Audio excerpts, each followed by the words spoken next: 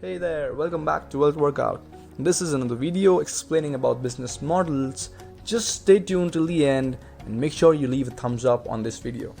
Hope you enjoy.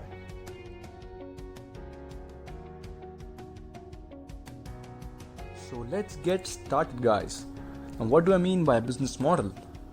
A business model is a plan that shows how you're going to successfully operate your business.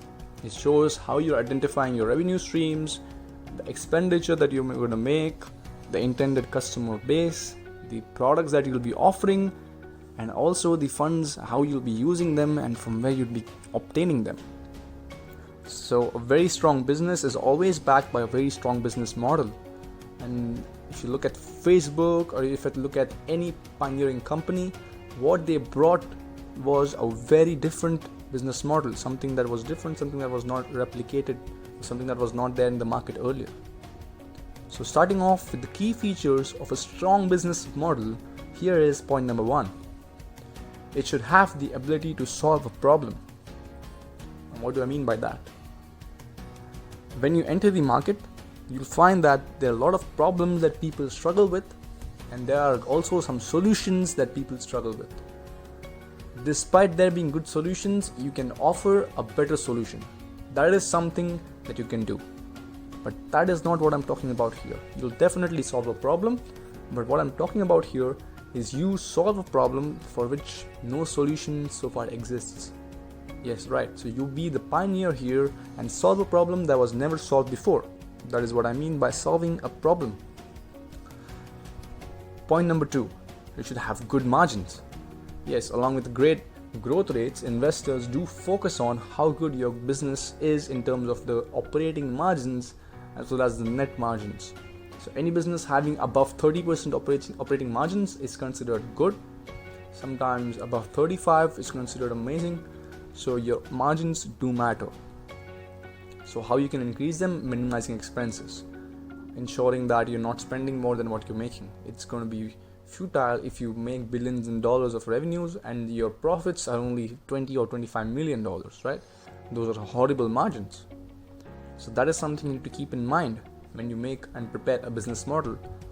Now coming to point number 3, customer growth. Now you also need to identify your targeted customer base. Who are you targeting? Whose problems are you solving? What is the total addressable market, or what is commonly referred to as TAM by investors? How you're going to make a strategy to capture the market and gain market share if you're not someone new, right? If you're someone new, that's a different story. That's going to throw you in a league way ahead of people who are going to be a league that join after you. So customer growth, just make sure you keep it in line with your marketing expenses that are disclosed in your projections. If your expenses for marketing are high and your customer growth does not correspond with it, that is going to throw them off. The investors won't like that. So you should always keep the growth in your customers in line with other related areas. Coming to point number 4, easy to market. Now, if your product has the ability to solve a problem, it should be easy to market, right? Still, coming to this point, sometimes it so happens that the people out there don't understand the problem solving ability of your product. It takes time for the market to get matured enough to understand sometimes. So your product should be easy to market. What do I mean by that? Let's take an example.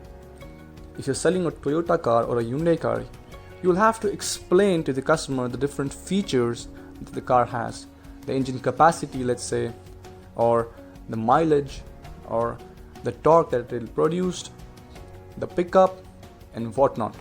But at the same time, if you're selling a Rolls Royce, people already know how good it is. It's not there because it has been marketed heavily. It is famous for its value. It's famous for how good the cars are, how amazingly they can be maintained, and how long they can live. You don't have to market that, right? So that is what I mean by easy to market. That brings me to the 5th point. Your business model needs to be unique. Now, what I mean by that is not that you should make something extraordinarily different out of your business model. No. What I mean is It could be something simple, it could be something that has already been there in the market. However, you make sure that the key steps that are involved in the business model are so different, or somewhat different than the rest. But what does that mean? They need to be different in such a manner that they either bring in a lot of cost savings or give you some other advantage, let's say bring down your marketing expenses, or it's a different strategy that can gain good customer growth. It could be anything. It just has to be at least slightly different from what the rest of the people are doing out there. It need not be something that is extremely new, right? If it's something completely new, that's going to be amazing. So let's get to the sixth point, value proposition. The products you sell should definitely have a value in them that is much higher than the price the customers pay for, right? Because price is what you pay and value is what you get. If the value that you provide your customers from the amount of money that they pay you is going to be less than the amount of money they pay you and the price they pay you, they're not going to come back. What is Apple doing?